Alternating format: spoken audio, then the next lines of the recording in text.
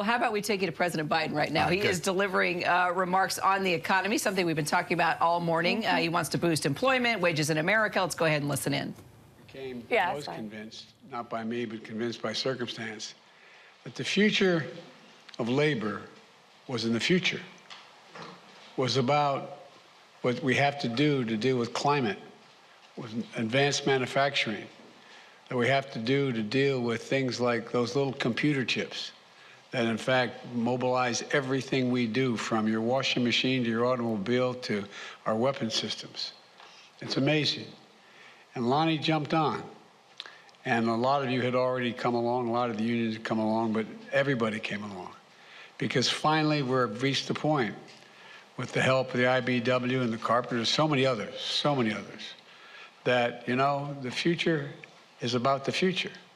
And one of the reasons I want to make it clear that I talk about unions all the time is this young woman has been in an apprentice program for 4 years. She'd already gone to college. 4 years. People think that you just walk in and say, hey, I want to be an electrician. And you get a job, you get hired, and you're at work in a couple of days. We have the best trained workers in the world. And that's not hyperbole.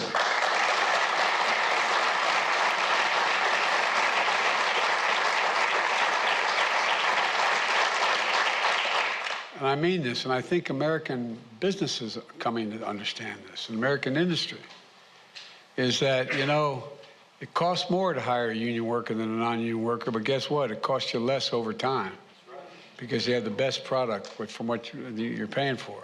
And so anyway, I just want to thank you, Lonnie, and all the union presidents that are here for stepping up. It wasn't easy to step up as boldly as you did. I really mean it. I've always had support of the IBW, but never so aggressively on dealing with the things we're talking about.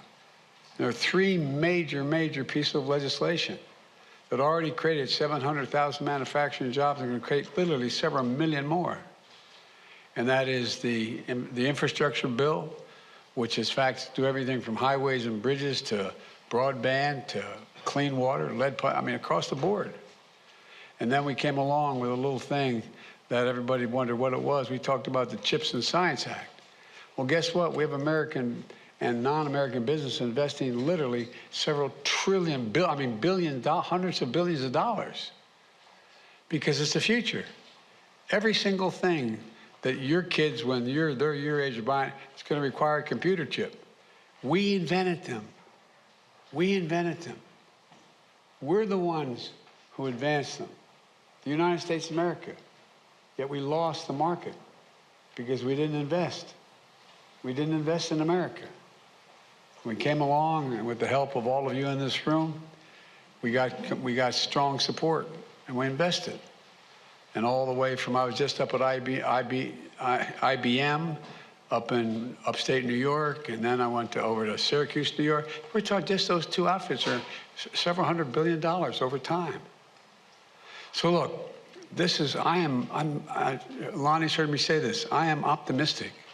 I am truly optimistic because of your generation. You know, speaking of labor, it's always been great to work with you all. And last year we signed the historic infrastructure law, a once-in-a-generation investment in roads, bridges, railroads, airports, high-speed internet, clean air, clean water, clean energy future. I signed that so that we could be positioned to win the competition of the second quarter of the 21st century. To do that, we had to make sure the law would build all of America, lift us all up, workers and in the process of this, with products that are made in America. And guess what? We didn't stop there. As I said, we passed the CHIPS and Science Act. The result, companies are investing hundreds of billions of dollars, tens of thousands of jobs. And by the way, you know what these jobs are going to be? And for example, the ones down in for Intel, when they get these factories built or up, I'm going to leave somebody out, so I won't name them all. But you know, non-college, without a college degree, $120,000 a year. $120,000 a year. In August, we passed the Inflation Reduction Act, investing $360 billion in clean energy. There'll be more to come, I believe. We put Americans to work making solar panels, wind turbines, electric cars. By the way, I was in part of Ohio looking at the facilities where they're training people on wind turbines. You know, we have the blades of wind turbines now that are 104 yards long, longer than a football field. No, not a joke. Not a joke. Wind energy, solar energy is cheaper than oil and gas and coal. Cheaper. Look, we've already created, as I said, 700,000 new manufacturing jobs. That's what today's about. Back in June, we launched the nationwide Talent Pipeline Challenge.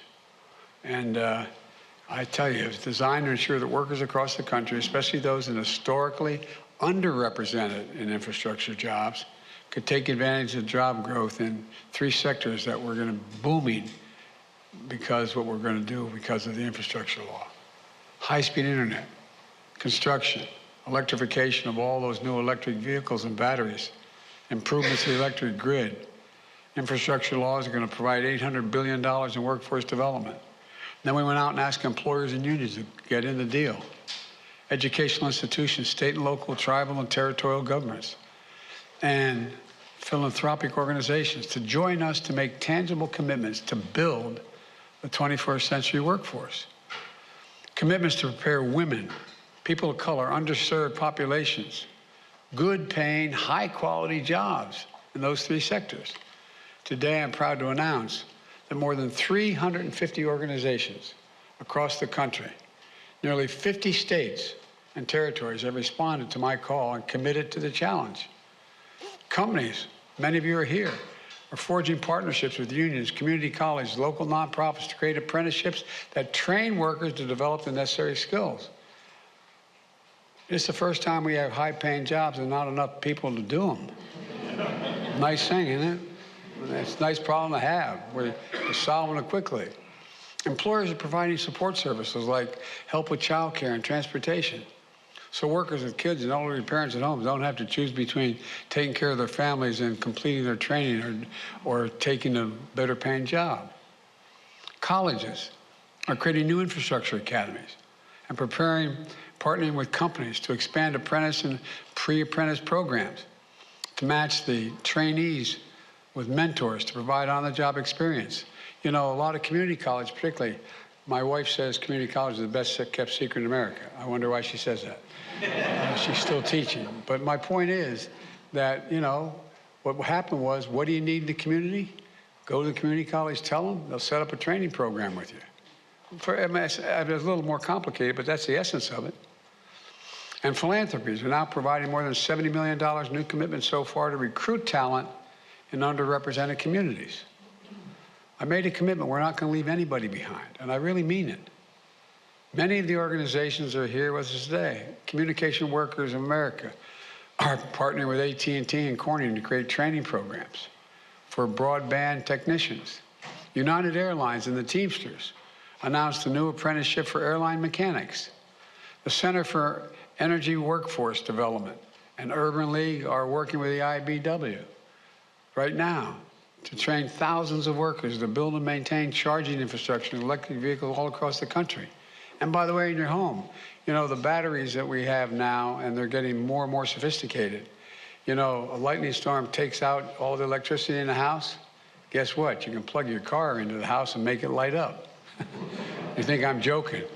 It's a little simplistic, but literally you can. Literally you can. Oh, this summer, it really is kind of exciting. I get a little. This summer, Jill, my wife, joined the Labor Secretary Marty Walsh at a electrical substation in Boston, where Bunker Hill Community College students have paid internships at a public utility company to prepare them for union jobs that support American electric grid infrastructure. That's happening now. You know, we just did a walkthrough of several union-led demonstrations in the dining room. We had a bricklayer. I didn't want the cement to get in the salads, but, you know, it may happen. He was good, though. Didn't drop any. Anyway, all kidding aside, the trainings that these organizations provide are truly state-of-the-art. I saw workers are trained both in person and virtually through virtual reality tools to create brick and mortar structures, walls, dams, buildings, weld materials for roads, bridges, airports, and to wire electrical boxes for electric vehicle charging stations. It matters, but also provides really good paying jobs where America will lead the world again in manufacturing. I don't know where it's written. It said we can't be the manufacturing capital of the world again. Look, for most of the 20th century, America led the world because we invested in ourselves. But somewhere along the way, not a joke, somewhere along the way we stopped investing in ourselves. Jobs are going overseas. Now we're sending products overseas, not jobs.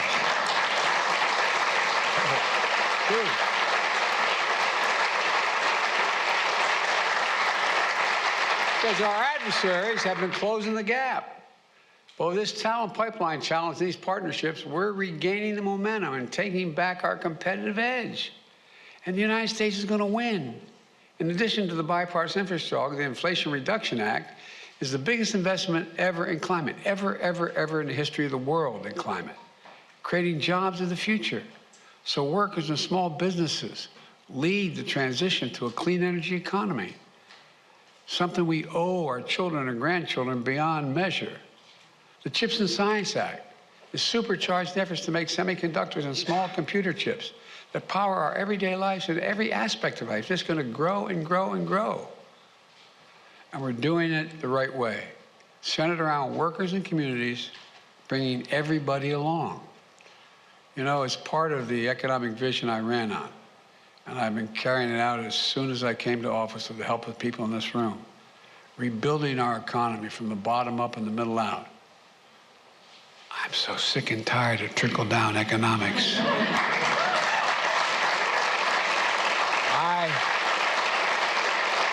I don't remember my dad ever feeling that trickle on his head. But seriously, and by the way, businesses are coming along. One of the things that's happening is that, you know, when the middle class grows, and it's growing, and the poor have a ladder up, and the wealthy still do very, very well. No one gets hurt. No one gets hurt. The economy that creates good paying jobs, union jobs, high quality jobs, that don't require college degrees. The economy that works for everybody. Through bold actions like this one, we're taking that vision to a reality. This is what it looks like when America comes together to get something done. So let me close with this, because I don't want to get started, because I'm really excited about all this. The country's been through a tough 4 or 5 years, and folks are still hurting. Granted that we inherited a 6.5% unemployment rate, it's down to 3.5%, but guess what? Inflation is still hurting people. But we're making real progress. We're reasserting ourselves as a nation. That's why I'm going to look out at everyone here and across the country. I've been more optimistic about the future than I ever have been. Ever in my career, I've been more optimistic than today. We just have to remember who we are. We're the United States of America.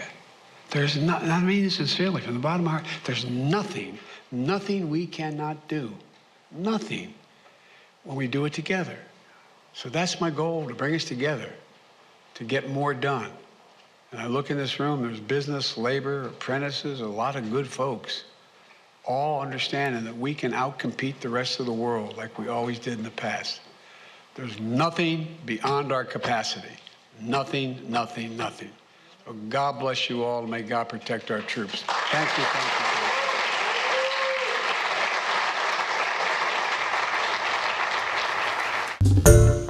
Hi everyone, George Stephanopoulos here. Thanks for checking out the ABC News YouTube channel. If you'd like to get more videos, show highlights, and watch live event coverage, click on the right over here to subscribe to our channel, and don't forget to download the ABC News app for breaking news alerts. Thanks for watching.